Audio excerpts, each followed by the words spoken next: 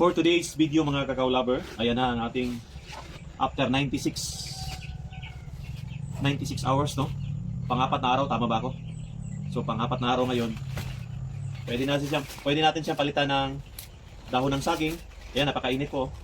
So anong gagawin? Every 2 days po yung may nagtanong, no? Kung pwede ba daw araw-araw ang mixing? Pwede po. Pagkatapos natin ng 2 araw sa simula, 2 araw hindi natin gagalawin ng beans. Ngayon, after 48 hours, doon tayo magmi-mix. Ililipat natin. Mas maganda, 2 yung box niyo o 3. Palipat-lipat lang tayo, no? Sa box. Ito, sa akin, isa lang. Gusto ko lang isa. Kaya sa gabal kasi dito sa area ko, gusto ko lang isa. Kasi pang bahay lang naman to. Then, pwede natin i-mix. Ayaw, napaka-ano niya, mga kakao-lover. Talagang napakainit. Sa akin, protocol ko, every 2 days ako magmi-mix. Ayan po. Nakita nyo nakaraan ngayon. Talagang brown siya, oh.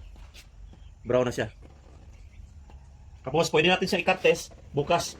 Ngayon, ang gagawin ko, i-mix ko lang siya. Yan, oh, napaka-brown niya mga kakao-lover, no? Mixing every 2 days for 48 hours. Kasi yung ilalim nito mga kakao-lover, malamang hindi masyado mainit, no? Kaya i-mix natin. Yan, oh. Kulay tsokolate na siya mga kakao-lover. Tapos ang amoy na okay lang.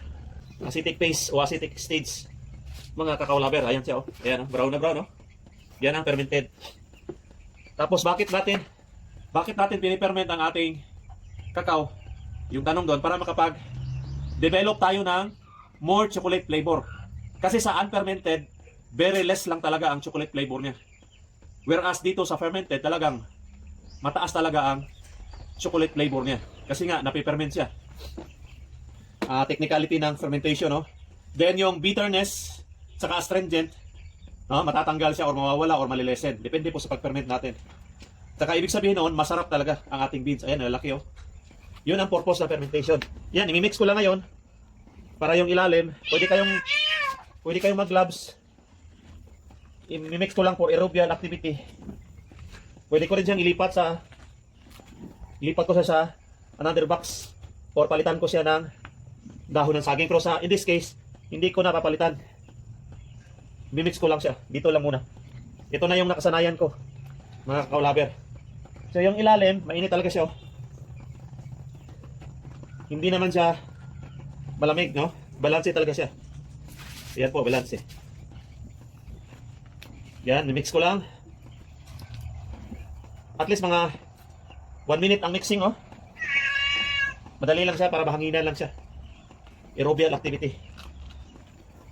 Tuloy-tuloy ang process ng fermentation. Okay lang siya sa smell, hindi siya matapang. Nabango kasi ang dahon ng saging mga kakao-lover. Ayan, oh. Napakaganda, oh. So baka 6 na araw lang to, mga kakao-lover.